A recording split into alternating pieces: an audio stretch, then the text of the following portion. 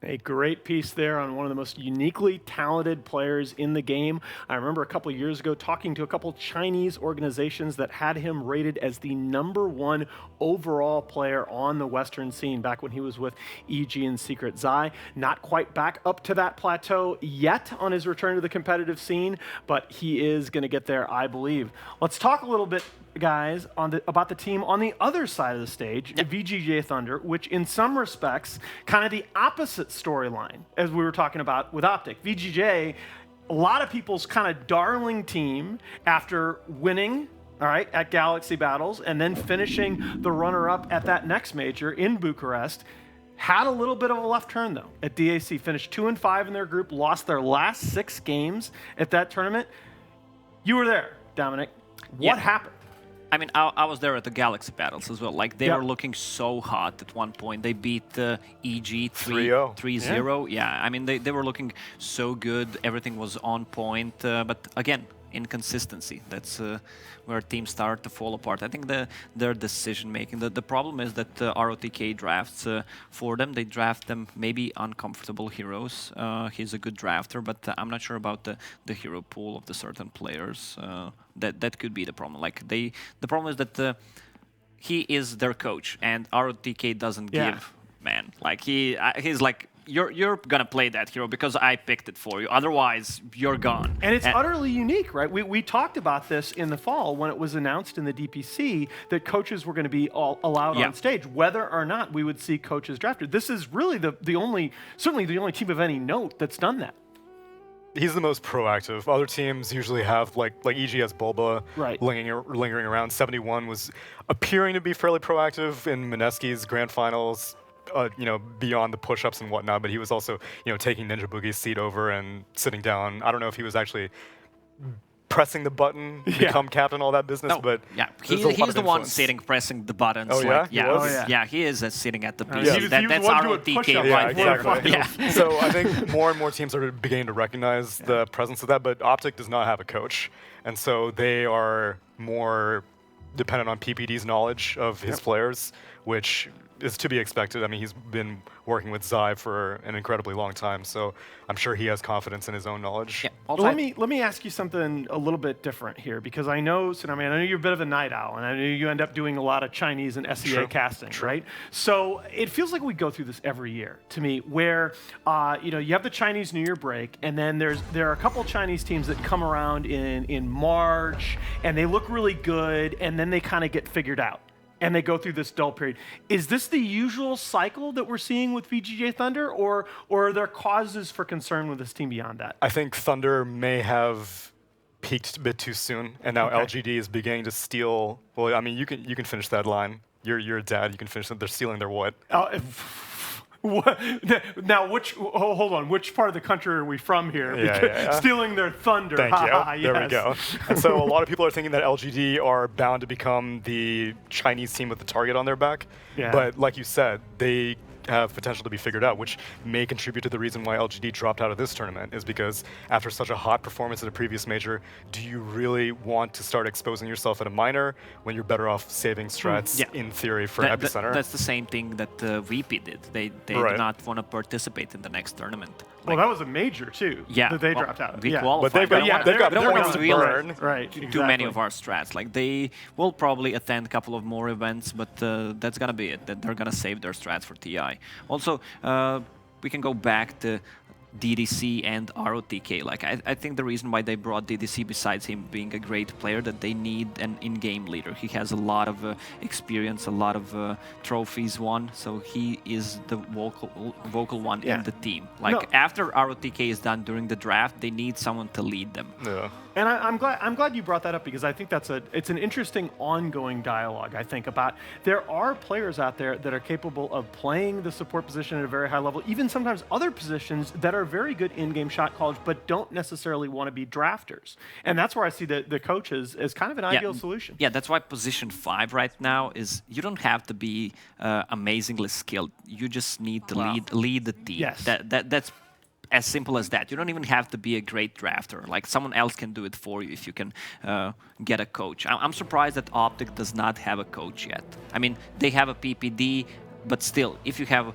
one more guy who can help you out with the draft and preparing, that would be great for OpTic. It's not trivial. It surprised me, again, you know, brief and not very successful time coaching for me, but it surprised me just how much what a coach needed to do was very specific to the personality of that particular squad. Yes, yeah, you need to be more psychologist than actually a good Dota player, analyst, whatever, to be a good coach, depending what profile of the players you get in your team. So we are, as you guys can see on the screen here, into our Game 1 draft, and no surprise, similar to what we saw in the previous series, the Veno, Visage, and Bounty Hunter banned out by VGJ against OpTic Gaming, and OpTic pretty much banning the same 3 heroes that they did against Kinguin as well. Yeah, and there's the opening Death Prophet. I feel like Death Prophet is just way too strong not to have it. I expect them to get AA plus one more hero, maybe even get a DK high armor hero. Deals you think, well. You think 33 wants to play DP. 3 DK games? Yes. He was not looking But he redeemed great. himself.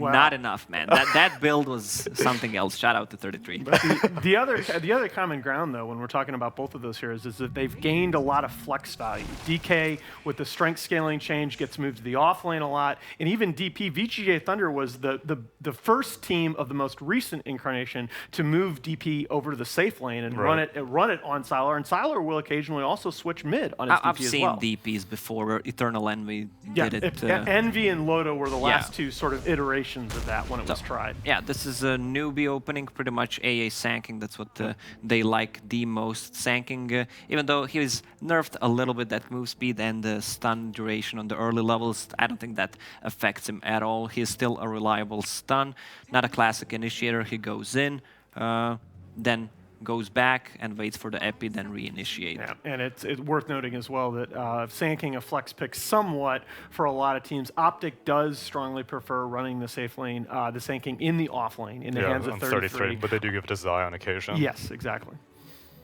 I mean, the strongest hero right now are those that are really flexible about their lanes. No, that's always like the first phase staples, right? And sort of the heroes that you see in the first phase, right? The flex picks and the like super strong supports, and both sides. You know, the strong support plus flex pick open. Yeah, during the EAC, there were a couple of teams that opened up with 2 cores, which is not uncommon these days. Most of the teams prefer to get either support duo, which reveals, in my opinion, too much, because you can sneak in always a counter, always a Broodmother, go aggressive tri-lane if they have a weak tri-lane of their own. So picking up one of the supports and one of the cores. OpTic usually sit back with their cores, though. Like Pycat is almost always last pick. Pick, right? And it was for a time it was CCNC, and they've kind of shifted drafting priority to Pycat.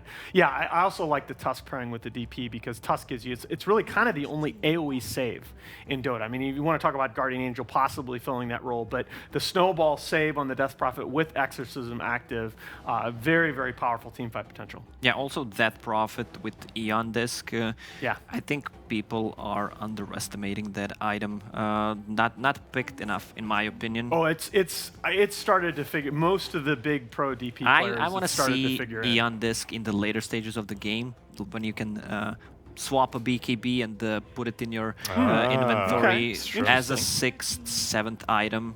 Like, people go for refresher orbs or Octarines or. I think it's I don't know. For a 7th item, you want to buy 2 Hyperstones. I forgot the name of that item. Moonshard. Yeah, it's barely picked up, but I could feel that Eon Disc could be a better choice, especially if you don't assemble it and then you assemble it during the fight. Yeah, I saw that in one game. No, that's an interesting point, because so far, Aeon Disc is being built almost exclusively on your team fighters, like your Brewmasters, your Death Prophets. But Fnatic was the team in a recent event that built, like, I think they had more than one game where they built 3 Aeon Discs. Pi was building it on his Witch Doctor. Yeah, and if you can get it, I've seen Lanham picking it up pretty much on Lion, on Dark Willow, and anytime you play against the Faceless Void. I mean, it's still dispellable, the effect, but it's hard to dispel in Dota right now. Interesting Oracle ban coming out in the 2nd phase there from OpTic. That's not a hero that you usually see taken out of the pool. Yeah, it's great combo with the DP. It means that your DP can die, pretty much similar to Eon Disc concept. You've already got a save in the Tusk, but yeah. They may want to go for a Willow, because more often than not in the first series I had mentioned that Oracle is usually banned out whenever you're like, I don't want a cheap dispel that the enemy team can have. Obviously there is synergy with the Death Prophet and whatnot, but I think Zai's been kind of quiet last series, and like he didn't have any Pango, didn't have any Willow, anything like that. And now you've got CCNC on a stable Razor, so someone else is going to need a little more spice. Yeah. Also, Razor very much in Pycat's hero pool in months past, but they've gone to almost exclusively CCNC on it recently. They usually give Pycat a hero that can hit creeps, which is why I was super surprised to see Pycat on Death Prophet in the last game of the previous series. But I just think it was the laning matchups, right? And that's what Lacoste made the point a few minutes ago about the death of the dual support open, and I think it was mostly about the laning matchups. Is that with almost all the top teams their cores are capable of playing in all three lanes, it was too easy to abuse those double support opens and getting good lanes for you. Right. Yeah, Underlord is still in the pool. Dude, no one has picked it today. Yeah, I don't know what's happening it was with one the... pick. It was picked once. Yeah, and they're okay. So that's the other staple hero for VGJ Thunder. Yeah, I DDC think loves that. That's like either their most picked or second. Like second most picked. Yeah, I think DDC. Disruptor is DDC's main go-to, but yeah, Witch Doctor. Witch Doctor doesn't reveal anything. Pretty standard lane support paired up with the Tusk. You have a good combo. Also can run easily to a tri-lane and leave your offlaner in 1v1 scenario where I think actually Yang shines a lot.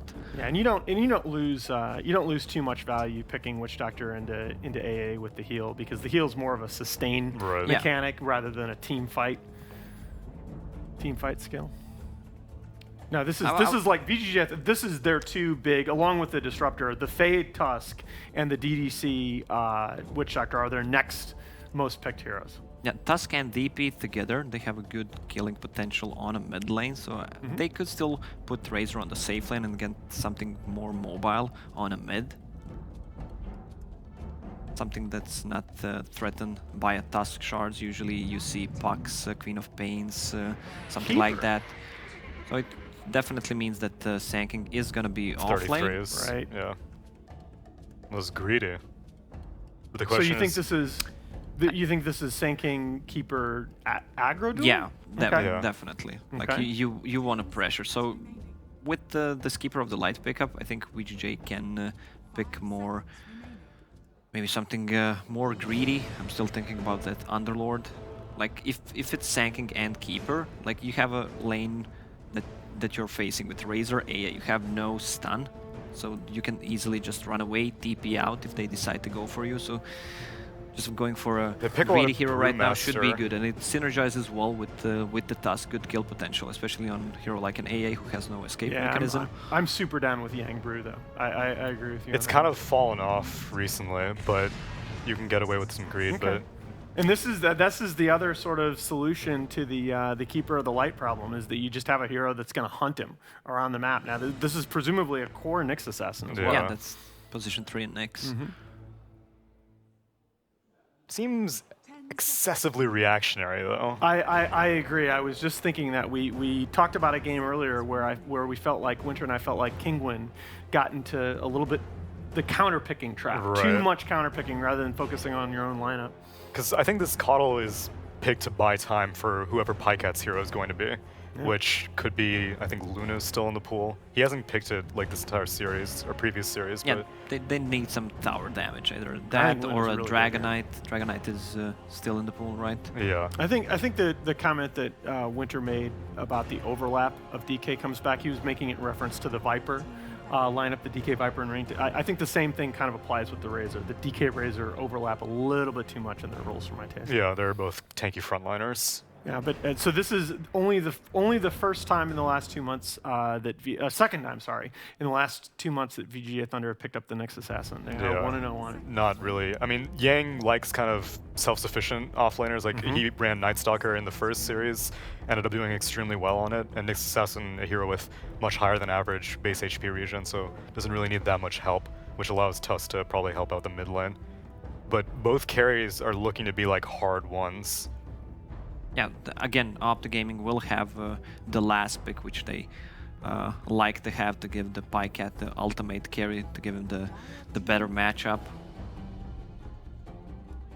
Yeah, and there's some overlap between Sylar and Pycat's hero pool. They both have like pocket PAs that they run every once in a while. Yeah, They Luna, both Jug and Luna. Yeah, I think Luna is good for both of these teams, especially for VGJ Thunder if they want to run it aggro. And since Terrorblade is out, Luna seems like a really good pick, and they can leave Nyx Assassin in 1v1 scenario. What? Whoa! This is okay. That is not the hero I expected to see. And instant Broodmother. Oh God! So 33 mid Brood. Yeah, so they've run this as a cheeky 10th pick every once in a while. We talked about the Broodmother in the last 2 drafts where it got banned. I completely spaced on it in this one, and it is a disgusting Brood game, gentlemen, in my opinion. Yeah, they have no counters for a Broodmother. That's what teams like to do. I already told myself, and the teams should just follow it. You should have a piece of paper. Ban Brood. Broodmother, or just a picture of the hero. Yeah, like you see a little hole for like an empty portrait. It should just, you put a little sticker of Brood's face right there with an X through it. Right. It gets in way too often somehow. Yeah. Time to lay it on the line here, boys. Predictions for game 1. This is just a free Broodmother game, and you don't have a counter. You don't have anyone that can lane against her. Yeah. Same. OpTic. All right. It is a clean sweep, gentlemen. I will go for OpTic as well. We will see if there is a panel curse for a spot in the semifinals, our last best of 3 of the day, and we will send you out to our casters, OD Pixel and Gods. Thank you very much, Nahaz. Yes, indeed, the 3rd and final series of day 1 here at Starlight at ImbaTV. I'm OD Pixel, I'm here with Gods. We have got ourselves a Broodmother game. It was very confidently picked up, that final 5th pick. They didn't even look at the Invoker that appeared. They just instantly, bam, they were picking it whatever that was coming through. It, and then they saw the Invoker, and they were like... Even quicker. Like, we got to get this Brood. It was crazy, because the panel, I heard them, they got so excited when the Invoker got picked, and then instantly the Brood, and you could hear the change of voice. It was like, oh, wait, this is no longer excitement. So, I mean, the panel are absolutely right. Would you say this is a game where this Brood pick is pretty dead? We have seen, of course, 33 do it before. He's an incredibly good Broodmother player on top of the fact that it's a great Brood game, potentially, but this is a scary game for VGJ Thunder. I don't know how you play Invoker versus Brood. You don't really. Maybe you go Quas Wex or something and rely on Tornado. We'll have to wait and see. As I don't know. This is just such an impossible Invoker lane in a pure 1v1. I mean, well, is it going to be are they going to try and get some sort of matchup going against the Brood? So is there any way you can switch things around? You can send Death Prophet mid, which is also a hero that's not going to match up well. You haven't got good supports for dealing with Brood. But Death Prophet mid is probably the best option available. Since you want to go for the Exort Invoker, I think it's likely just going to be the stronger way to play the hero. So we could see Invoker in a side lane. But even in the side lane, Invoker is not great against like a Sand King Coddle. That lane pressures them pretty hard. Could see some kind of like an aggro lane with Invoker plus Tusk Witch Doctor. I mean, that's the thing, though. Sort of the Broodmother pick aside, this Invoker pick, well, it was 5th pick after the 4 other heroes of OG. Can you sort of see what maybe VGJ Thunder wanted to do with it this game? I mean, we don't see the Invoker a lot nowadays. There must be something that said this game, to VGJ Thunder, this is the time to pick out the Invoker 5th pick. Yeah, Invoker's pretty weak because he takes a long time to come online, needs a lot of farm, and is pretty slow paced. And I think they saw the first 4 picks and didn't see any push coming out. AA, Sand King, Coddle, Razor, no building push, no real pressure. They've got some fairly strong lanes, but they felt like they could get away with Invoker and not get punished. But the Brood is obviously the X factor that kind of changes that. They do adjust. So it will be the aggro lane, tri lane with an Invoker.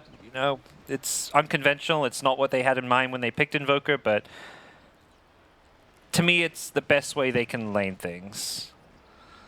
Have they, I mean, we'll see, OpTic Gaming are going to go with the dual lanes, of course, once again on the side lanes. And, as you say, this bottom lane, Invoker, how much is he going to get out of it? He's going to be up against the Sand King and Coddle combo, in fact. So a lot of sort of deep push to deal with any sort of pressure OpTic have. Invokers here used to see a lot of Midas on because you want to get a lot of levels. You really want to play into the late game where you have like Ags, Blink Daggers, BKBs, whatever you need, Octarines, etc. And in a trial, you're not going to get great experience. No, unless you're getting the kills. And they will make a connection with the Sunstrike onto Zai, but look at the damage that DDC and Freeze are taking. Pycat, he's just punching into this Invoker. They will get the kill. So some very well-needed money there for the offlane core Invoker. And we are going to have a quick pause here. important they get these kills since their tri lane's a bit unorthodox. It's also going to get harder as OpTic get levels, I feel. Oh, hey, that's us. Hey! Yeah, it's a weird little tri lane that we've got down bottom, and I think level 1 is where VGJ are probably at their strongest. You've got the Ice Shards block, you've got the Coconut, and you've got a Sunstrike, which can be set up by those 2 spells. It gets tougher as OpTic gets some levels on their side. And it's something different, you know. This is a lane that you wouldn't imagine that OpTic have played against much. Having an Invoker in an aggressive tri lane. This is a bit of a new experience for them. And as what we sort of saw today in the first series, where we had Fly to Moon catch off VGJ Thunder with the Treant pick. Sort of teams trying new things, different things that one another aren't going to be too used to playing against on LAN. Yeah. And the one thing that Brood pick did do this game for OpTic is it put their other cores on maybe unorthodox roles, like Pycat on Razor, CCNC on Sand King.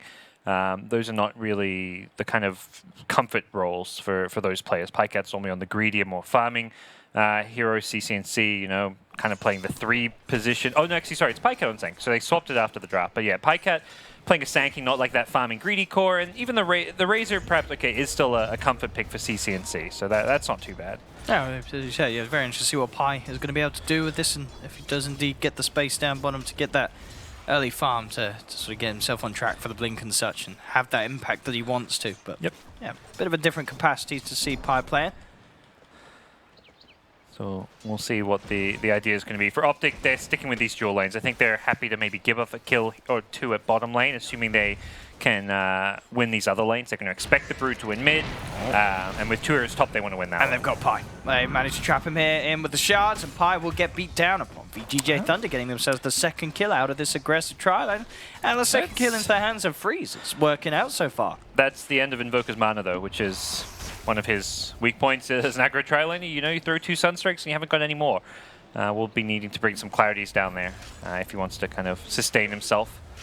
And mid lane, sort of the decision to have the Death Prophet mid for Sylar looks to be working out so far. 13 for 3 against 10 for 1 of 33. Well, I guess once the sort of levels are there on the Spiders, we'll see if 33 is indeed able to overrun the lane. But for the time being, Sylar, he's holding his own quite well. Yep. Some of those CS, probably some Spiderlings, but still overall pretty good. Here comes the gank, though. And they've got the snowball in. Crit Swarm connects, and with the double damage, Faye beats down upon 33. A very good rotation, but look at these Spiders. Oh. They'll get the return kill onto Sylar. A lot of gold for it. 407, but no experience. So that's the bigger part about those early game kills, I feel, is getting some... I mean, both XP and gold very important, but the fact Brood gets denied that does hurt him. PPD quick to continue to try and control that lane. Gets the stack off and also blocks the immediate pull camp from the top. Nyx is getting nothing top because the AA was there, so AA's just been zoning him. And look at the denies from CCNC. This is like kind of the mentality coming out from the North American teams, which is that don't try and tri-lane versus tri-lane. If your opponents are tri-laning, you should be winning the other 2 lanes. And very much we've seen Peter just stick it to this top lane, accept that they're going to give up kills bottom, and by out-CSing their opponents in the top lane, they feel like they're going to come out on top, even though they're down on kills. It's like, you give up some kills, but you out-farm your opponents. As for the Chinese teams, I think we see a lot more of these tri-lanes. They're really trying to secure their carries quite a bit more, and that's where, tri-laning around this Invoker, not really the carry, so to speak, but ideally picked as the mid, but they're still going to be making sure he has a good game. PPD was hoping for a quick stack and bounty room pickup, and he'll get Neva there with Yang just making the move in time. We'll see a Soul Ring into Medallion for Brood. Pretty standard stuff coming out from 33 as far as Brood builds go. And we'll see where it goes after Medallion. Medallion is such a value item with all your Spiderlings to be able to boost their damage for solo kills early on. See, we've got Fade again on the lookout towards mid. Bottom lane. It's going to be DDC getting got on, but the Sunstrike comes in. Freeze gets the kill in time. They will be able to get DDC out of there, and with that movement, VGJ Thunder, they're going to be able to get both of the kills down bottom. Same time mid lane. We will see 33 dive in with the help of PPD to take down Sylar, but this bottom lane, this aggressive tri-lane, is getting a lot done for VGJ Thunder. Yeah, they're getting the kills, and they're starting to add up. A snowball dodge of the Illuminate, really sick play from Fade. He's been the player for VGJ in this early game, setting up the kills bottom, also rotating mid to kill the Brood, making sure that 33 doesn't get too out of control, but this is where Brood starts to get out of control. Level 5, 6, 7. Level 7, you get the max Spiderlings. You start to take over the jungle. You have enough points in web that you can set up the full access into those jungle camps that we just saw him doing. So not only will the webs be in the mid lane, but they fully access the jungle. It really is a hero that needs levels in web as well as the Spiderlings to truly farm efficiently. Yeah, I mean, we can see really on the CH, the mid lane and the top lane, it is going to be OpTic sort of feeling more comfortable coming out of the laning stage, but the bottom lane, obviously for the way of VGJ Thunder, given this Invoker this good start, it's just sort of a question of how much Freeze can actually do to sort of have an impact during the stage where this Broodmother and, of course, the Razor on the side of OpTic are going to be pretty scary. Yep. And an early level Invoker obviously Freeze in the moment, just level 5. And curious to see what he goes, if he goes more like, you know, greedy, typical Invoker stuff, or if we see some kind of a more early game fighting Invoker, like I don't know, a Drums build, or even just some treads or something. But there's plenty of flexibilities there. The Midas just seems very greedy and hard to get away with. Midas just isn't an item we see built all too much these days, and it feels like an item that's going to get punished by a Brood lineup. Yeah, and I think we're, you know, so in the mid lane, Sylar's still been able to farm, but we're starting to see the early sort of elements of has this Brood got a little bit too big, a little too early, and look at these spiders go. That guy's a Brood player. Oh. He's not even, he doesn't even bring his hero, he just destroys the Spirit Siphon, lets his Spiderlings finish the job. I mean, this is the problem. If you're VGJ Thunder, you're looking at this happening, and you're like, how do we stop this? And is it really going to get any better? And with a Broodmother 7 minutes in, having 41 CS and nearly take the tier 1 tower as well, and killing off the mid lane multiple times, it can look a bit grim. Yep. Looks like they thought about going for DDC wanted to go for the kill, but Fabe was like, I'm just trying to save my tower here. And yeah, things are grim. This is where max out webs, the area where your webs cover just allows you to have so much impact going for kills as well as farming. Can farm his own Ancients now, as well as the enemy neutrals behind the tower. Yeah, you've got sort of enough regen on the spiders as well to instantly sort of disengage them, get them back up to full. Yep. I feel like maybe CCNC at top, he's been completely alone, he pushed up the... Yeah, here comes the gank. This feels like a gank that could have perhaps happened a minute or so ago, with how far up he is. And we'll see Freeze get himself involved with the Sunstrike, and that'll be more than enough burst to bring down CCNC. But at the same time, towards the mid lane, Pycat's coming with the rotation. Ghost will come out from Sylar. There'll be a snowball to buy some time here for Fabe, but he will still fall, of course. And 33, he's just focusing down the Death Prophet here, tickling away with the spiders. DDC's going to come in. They have got the stun from Yang, holding them back. They'll turn with a paralyzing cast. They'll lose Sylar, but VGJ Thunder are getting kills in return. But at the moment, Pycat, he finds the angle, does get the double kill with the 2-man stun. They don't have detection for Yang. There's Yang.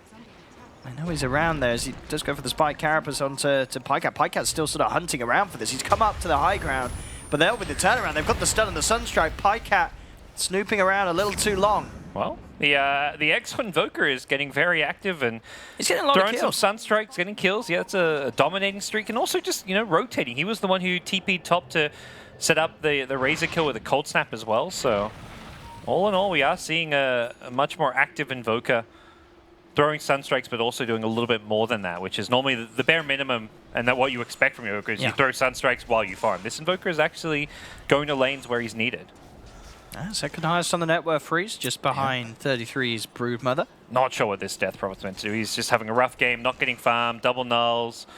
Probably, yeah, he's got his treads queued up. He wants to just get whatever he can for survivability, which is probably all he can do at this point. Yeah, very much on the Nyx Assassin and, well, as we've seen even Invoker, these two cores really to keep the game going at this stage. As Sylar's impact is not going to be too much at all with that. Struggling Death Prophet top lane, CCNC getting gone on here, but at the same time, Pycat comes across the tree line with the Burrow Strike, finds out the Witch Doctor. Yang tries for the stun, but he's actually unable to clip onto CCNC as CCNC keeps his distance. Fade comes in with the rotation, gets the Shard Block out onto PPD. CCNC, he wants to go back in on this. He sees an opportunity to go onto Freeze straight away. Freeze gets himself out though just in time.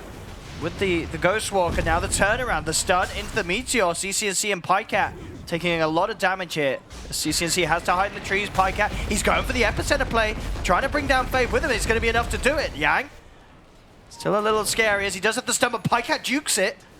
Pycat will be fine off the back of that. So they do manage to get CCNC out of there to safety. Mid lane, though, the Spider stories continue as 33 takes the tier 2 tower 10 minutes in. So it really does feel like, despite the fact there is sort of signs of life in VGJ Thunder's lineup regarding the cores, there's just a Broodmother in the game, gods. Yep, there's a Broodmother in the game, and they really needed all those kills up top. CCNC manages to kind of juke the ice shards and get out of there. If he manages to get hit by those, he probably goes down. Same thing with Pycat with the Nyx Impale, he dodges that as well. So not spells you're guaranteed to hit, but spells you really want to hit when every single kill matters so much for VGJ right now, because they are losing ground to a Brood who's taking a tier 2 tower. So if you're giving up the mid lane, you need to be winning those side lanes. C33. He has forced Yang to put that shrine. Oh, Sylar. Oh dear. Has he got enough webs for this? He's got a couple. The Spider's going to work. Sylar down to half health, and yeah, 33 is going to be able to run this one down for sure. Oh, it's a painful one for Sylar. He sort of had to take this. Like we saw at the start, he was getting the CS, but this was always going to be happening inevitably, as 33 has he had the start that he wanted and more, really, as he's able to just run down anyone that comes within the vicinity of this big bad Spider. The Helm of the Dominator build is just becoming so strong on these heroes with summons. Like, you see it on the Visage, you're seeing on the Brood. The attack speed auras that it gives to your units is just so cruel, and that's causing a lot of problems for the VGJ, who are losing towers. It's 9 kills apiece, but things are not in a good place for them, as the Invoker has a decent amount of farm, but that's 2k of, like, almost over a third of his net worth is in a Midas, so he's not really ready to team fight or anything anytime soon. See up top, and we'll make a go on to CCNC. They've got the Sunstrike. They take down the Razor, but at the same time, down bottom, Sylar gets caught out again by Pycat and 33. Yep. 33 has just taken over this dire jungle, at least the secret shop jungle. Not an area where VGJ can go to farm, and that's kind of the big problem right now, is that with both mid towers lost, map control is very much in OpTic's favor, because they have access to both the top and bottom dire jungles through the mid lane, and that's something that Brood can very easily access because of the webs. You're going to need a lot more cast bounces to deal with those spiders. Absolutely, and I mean, he's got the pipe queued up, but he's saving up the gold. I wonder if 33... he does go in. So he buys a straight-up full pipe. I like this build a lot, this game. Yeah. Just ton of survivability, boosts up your spiderlings. You can't just clear them with AoE spells with the pipe. He's gotten early enough that his spiderlings really are the main source of damage for him. Oh, yeah. And they're thinking about this. They pop threw the ghost. They really want this. They do have the opening stun. Have they got the control? Sunstrike comes in. There you'll have it. They'll bring down 33. CCNC does try and come in with the counter play, and with the Spider still alive, they'll take down DDC. Oof. The rest of the team being forced back, and 33 from the grave. His family do the work. It's worth it, even though they lose both supports. It is support, so that makes it worth it. Can they get a initiation off on Freeze now? Pycat ready. He's got no mana on Freeze. Oh, there's going to be a TP coming in, and indeed without control, knocking Freeze back at the epicenter is bringing him low, not quite low enough, and now Yang with that TP. Might be enough for the turnaround. They look towards Pycat. Pycat trying to get himself away with the Sandstorm. Zai with the right click, trying to finish off Freeze, but it's not quite enough. And Zai played that so well. He deafening blasts him into the, blinding light him into the Illuminate. He throws another one. He's gone. He maximized his damage output there on the Coddle, but still could not bring down the Invoker because of the Quas regen. Fortunately for Brood, he kind of waited to buy out the pipe. If he even just had a casual hood, he could have actually survived that gank. But I think that gank shows, hey, that was like 3 heroes plus a Sunstrike ganking me, and I came close to getting out over the cliff. With a pipe, he's going to be damn near unkillable. Now I see PBD here getting some wards around this area, making sure that 33 can feel a little bit safer, controlling this portion of the map. Yep. And that's when your supports and other heroes can push up that deep at 14 minutes. You know, your Brood's done a great job of getting you control the map. The lack of like good initiating stun makes this very hard for them to catch and kill the Brood. Nyx has to impale without going for the Vendetta hit, because if he goes for Vendetta hit, he's probably going to miss the impale. See down bottom here, thinking about going on to Zai, but Fade does not commit. Yeah, even With an attempt on the shards. Almost has an Ag Scepter this early on, is going to give them Yang, he's a lot coming of back split in. push. Does find the opening here onto PPD. Actually misses the stun. Fade will still manage to find the connection. Sunstrike is going to be off the mark.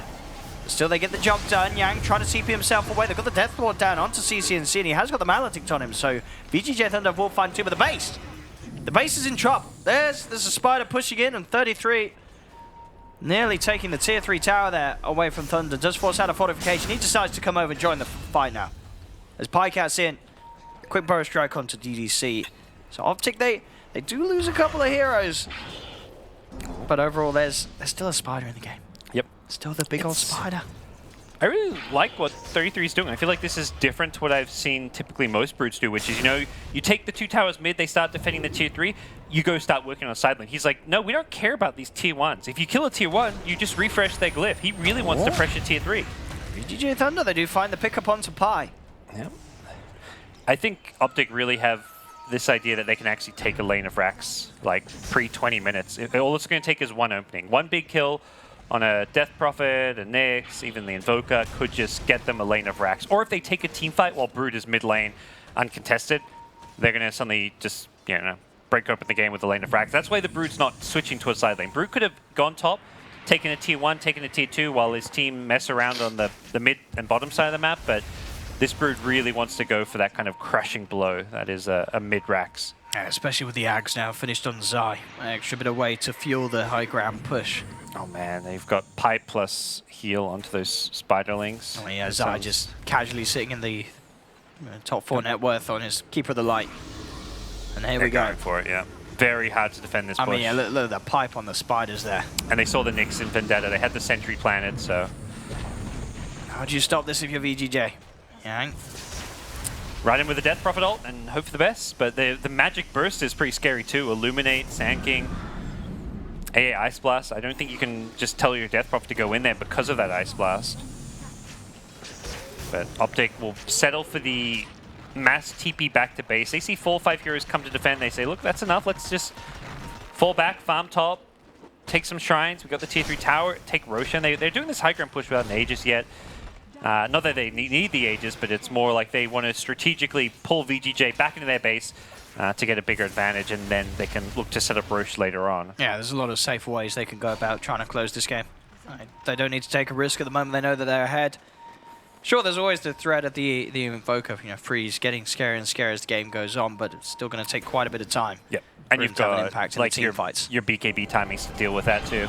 33 just gets out, but again, Yang misses this stun. We've seen that a few times with the Impale. They are grouped up as 5. They are trying to make a commitment onto Pycat here, but on the backlines, DDC is just getting chased out by the Spiders here. They'll knock back freeze. That's their core Invoker just disappearing. As VGJ Thunder, they're trying to run, but the Ice Blast onto Sylar and the physical damage from 33 means that 3 will fall on VGJ Thunder. Only Fade and Yang able to get away. Showing, you don't need any Desos, Orchids on a Brood. You stay alive, your hero will do a lot of damage. Medallion them, lower their armor, Spiderlings, and you're good to go. Oh, they got Yang. Great play from Zai. Instantly knocking him down. I think you forgot about the Ag's vision onto the high ground there, and that is a fantastic And that's just Rax at this stage, as OpTic are perfectly executing this Broodmother lineup around 33's Brood, as was expected by the panel and such. They're onto the tier 4s. As OpTic are just looking to close this one up. The fact they were planning on picking the Brood, like already it feels like, and then you pick an Invoker before the Brood just was like the absolutely worst case scenario for VGJ Thunder. But hey, they're a team that often drop a game 1 and then bounce back. We saw it earlier today. I feel like we've seen it at a lot of other tournament. ROTK takes that drafting warm-up game. And it is well, of course, they haven't won yet, but it is a Brood win if it does end up going the way of OpTic. And when you sort of see these games, it's very sort of hard to get a read, really, on a lot of things in terms of the skills of the play between the two teams. As there is that heavy sort of emphasis on the draft that OpTic have managed to get this sort of magical pick through as the fifth hero. Getting cheesed, it feels bad, but when you step away from the game and go to game 2, it's like we lost because we kind of got cheesed a bit. Oh, freeze. Blown up. Yep. Dead for 50 seconds. Your most fun hero can't really have an impact, and we're seeing that here. If they really need to, they buy BKB. I mean, Razor's got BKB. Brood can buy a BKB if he really wants, if he's scared of the Invoker, but I don't think he's the slightest bit worried about the Invoker at this point. This game just sped along, and Invoker really needs a good, like 30 minutes maybe is where the Invoker can start playing Dota. And we are not going to reach the 30-minute mark, I feel. No, not at this pace at all.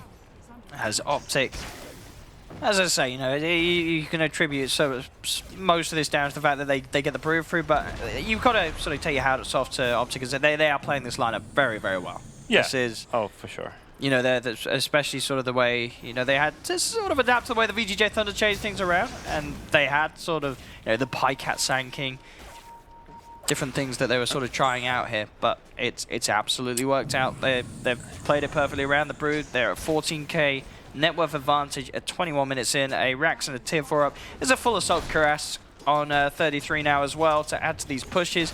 And OpTic, they just have full control of the entire map. It's impossible for VGJ Thunder to leave the base. Yep. They'll pull Sanking back in to get the full firebang going here. Still continuing to not go for Roach. I think the assessment there is that they don't need to risk a team fight where they're trapped in the Roach pit. Oh! They're ready for another round, OpTic. Yeah, you know, playing Invoker versus Brood, not fun at all, but I feel much worse for the supports. Being a 5 position against Brood is actually the worst thing of all. And Pi comes in with a 2-man Baron Epi, straight on top of Sylar. Sylar's down for 50, Yang as well will fall. And GG will indeed be called in. No surprises here. Yeah. The inevitable was always felt in this game. Sure, from the draft, but after you sort of seen the laning stage after 5 minutes and you saw the 33, he had a free lane. Smiles there from CCNC. He's loving it. He's like, this guy's a maniac. He's happy about that Brood. He's like, yeah, let's pick some more Brood, guys. That's what that smile tells me. I mean, his eyes a gentleman. He feels a bit bad about that one. He's like, oh, you know. But there we have it, ladies and gentlemen. 33's Broodmother. We knew it was good. I think VGJ Thunder knew it was good. They got to have just forgot that game. One of those games where it slips through and you're like, you know, oh yeah, these guys play Broodmother. There's often draft wins where you're like, yeah, this team, you know, the panel will agree, like, they have a better draft, but it's still like maybe a 70-30, 80-20 game.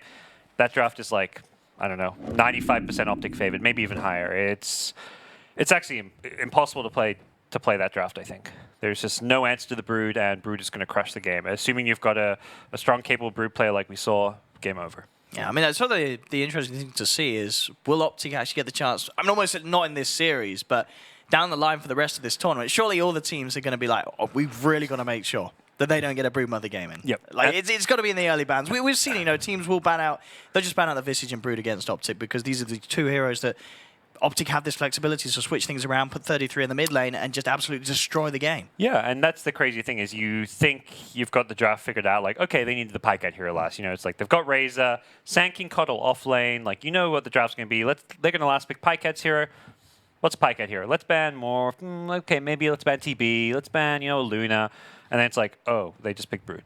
Like, that's on the Pycat hero, and then suddenly Pycat's on Sanking. Yeah, I imagine a very sort of similar thought to that was going through the heads of VGJ Thunder when they saw that spider, and indeed this game won. Ladies and gentlemen, 20 or so minutes in, going very dominantly to the Broodmother lineup of OpTic Gaming, as we'll pass you back to the panel. If there is a Dota version of Shit Happens, it's fifth pick Brood happens as OpTic Gaming take game one easily, one of the 10 fastest matches at just over 21 minutes of 200 played so far in 7.12. I'm back on the panel here with my two friends. Not sure what we're going to talk about because that game was a quick one. To add insult to injury, Zai's 16-minute Aghanim's Scepter is one of the 20 fastest times for the hero all-time in Pro Dota out of almost 650 built. Lacoste Gods wrapped it up by saying that was a 95% draft by OpTic. 95% is a big number. Yeah. Is he wrong? Well, we'll get back to the number. We can talk about CCNC's laughter at the end. Like, hey guys, I didn't do anything. Thank you, 33, for winning this game for me. Like, I mean, they could have. Yeah, they could have picked pretty much any other hero. It was pretty much a two-man show. 33 and Zai on that Keeper of the Light. Perfect timing. 16 minutes in. Like, as you mentioned, one of the fastest ones. Like.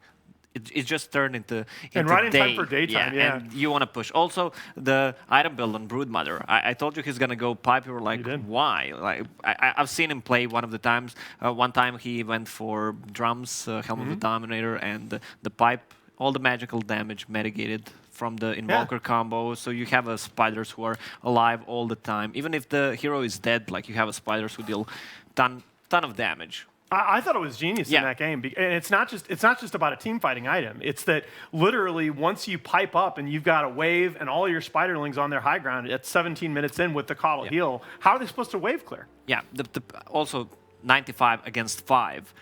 Broodmother is a hero that if she does well, and then you get, let's say, 2-3 return kills, but have a lineup that can come back into the game, you can actually lose the game. So I would call it 80-20 maybe in this case, but. The lineup that they had was so good. Pretty much none of the heroes could match against the Broodmother. I saw a Batrider being matched against the Broodmother on a mid early on. Also, DP had a better CES because she was playing aggressive. There was also Tusk rotating mid, which you need to do. But after that, I mean, the lane is pretty over. Here. Like it's impossible. You have nothing to clear the spiders. Like Tsunami, we're going to see in the replays here. The early game started out pretty well. They got a kill on the bottom lane. The Freeze was getting these sun strikes globally on the map. We did get 2 kills on the 33 Broodmother mid, but at some point it just felt like they had no more answers. Yeah, like Gods were saying, sometimes Brood can be a liability, but 33 is one of the few Broods that I do give that 95% chance to, because he isn't tempted to go be like, it's so hard to push high ground, but these other tier 1 towers in the other lanes, they're so tempting, I could just go over there. 33 was steadfast. Is that it? Is that the only highlights that we have? What other highlights do you want? Well, we can watch the highlights of spiders killing the supports. There we go. I mean, how many of those kills? The numbers aren't up on Dota Buff yet, but I want to know how many of those kills were the spiderlings with the hero not even in XP range. Right. That was ridiculous. Global web cast range was one of the best buffs, and slowly, now that you've given free pathing all the time, I still don't think Broodmother is like an early pick. I think between 5th pick Brood and 5th pick Huskar, I think they're along the same lines of, God, what did we do wrong? Since they changed Berserker's Blood, they lowered the magic resistance. 5th pick Huskar is really good in a lot of situations, but I don't think you get 95-5 drafts with Huskar anymore like you do with Brood. Because I do think Gods was, if not right, I think he was close. I think it's like 90-10. It was ridiculous, and I think our casters had a couple of really good points. It's just, we came into the series, both teams today looked not necessarily on form, although both looked like they found it by the end of the series. You just can't tell anything from a game like this, can you? I don't think Thunder are going to be able to learn anything. I think probably OpTic have more data on the initial comfort picks based off of the first handful of picks that Thunder went for. Like, they knew that they left Tusk in the pool intentionally, they left Death Prophet in the pool intentionally. Thunder immediately gravitated to those 2 comfort picks. And now OpTic know that they've put the Broodmother on the table, but I think most teams would have probably expected it. You just occasionally get tunnel vision. I don't know what the justification between the Invoker was. Like, we were all very excited for it, but in the grand scheme of things, like, even if you just look at the 5 heroes on Thunder, completely ignore OpTic's roster, like, what is the plan with safe lane Death Prophet and mid lane Invoker? Lane. Yeah. Invoker, right? Well, that was step 1. It's like, we're gonna aggressive tri-lane this Invoker, break new ground. I did actually like, though, that not only we talk a lot about the laning configurations, but the lane switch was also good. I thought that they switched Tusk to the mid lane right around that 2-minute mark. I thought that VGJ they basically did all they could do in the early game in terms of where their heroes were to give themselves the best chance to win. Unfortunately, that chance to win just wasn't getting above 10-15%. Yeah, because they just didn't have the heroes. Like, we can't discuss it too much. It's just that cheesy last pick Broodmother, which paid off for them. The only thing that I was kind of skeptical of is, like, oh my God, CCNC's Razor wasn't doing that well in the offlane. Like, he was laughing about it, but that's because it wasn't his responsibility to win the game. But if VGJ Thunder possibly put even more focus on the Broodmother, then it's it's potential that they maybe could have taken it a little bit later, but at the end of the day, like, you're still going to lose. Yeah. Well, again, we go back to CCNC being sacrificial lamb in his team. He's driving a lot of attention from the enemies, and then, again, that fight near their shrine bought 33 enough time to actually almost kill the mid-tier 3 tower. Right, exactly. yeah. Whenever So, in the top fight, and Sand King and Razor both ended up dodging out the Tusk rotations. If the MVP algorithm had chosen something different in this game, you'd know something was wrong. Wow. So see, it's a 96-4. That's what it is. You use the kill participation as the potential win rate for the Broodmother. Well, and you look at 42% of the team's overall damage. Like that is like that. When you usually see that is like the 4 Protect 1 games when somebody gets completely out of control. Right. To see that in a 20-minute game is actually. No, very, I want to see the unusual. building damage impact, because if it's not like 99%, Oh, then you saw it. It was like 80% because he was he was at like 10K and somebody else was like 2K. Right. It was unbelievable. Well, all right. Game 1 is done and dusted in the books. Lacoste, I wanted to ask you really quickly. You were around for this. Do you remember back when LGD used to run Luo on Safe Lane Invoker? I was so excited because I thought we were going to get to see that, but sadly we didn't. Yeah, no. I remember. I'm old enough to remember. I know it. All right, well, Game 1 is in the books. VGJ Thunder will be hoping for a different outcome in Game 2. Ban Broodmother. But we are going to take a break, and we will be right back for Game 2 of our final series of the day.